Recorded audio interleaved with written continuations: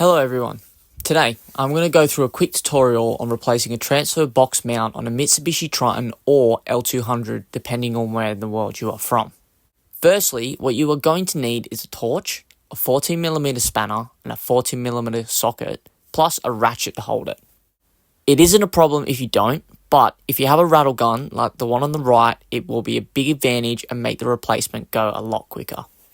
You can do this with the car on the floor, or you can use a jack and put it on some jack stands. For me, I have a set of ramps for extra clearance, so that's what I'm going to use, but any method will work.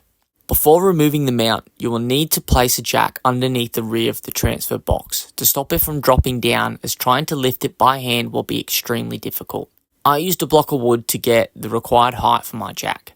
So next you are going to take your spanner and put it on the nut on the right hand side of the top bolt, and take your socket and thread it through the hole in the mounting bracket to attach it to the head of the bolt and simply undo.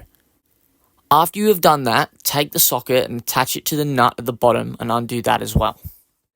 Once you have undone both the bolt and lower nut, simply wiggle the old mount out, and I recommend checking it with the new one to make sure it's the same, and also the bolt fits through the center hole. Now all you have to do is the steps in reverse of taking the mount off and install the new one. To get the new mount in, you may need two hands and a little bit of persuasion, but once you have it, simply locate the hole at the bottom and push the thread through. I like to put a little Loctite on the threads to stop the nuts from loosening, but that's not a necessary step you have to do. Thread the nut on, but do not tighten it until you have the nut and bolt threaded through the upper hole, and you might again need to use a little persuasion like I did to get the holes aligned, but once they are, simply tighten everything up. Now you can remove your jack, securing the transfer box, and you're finished.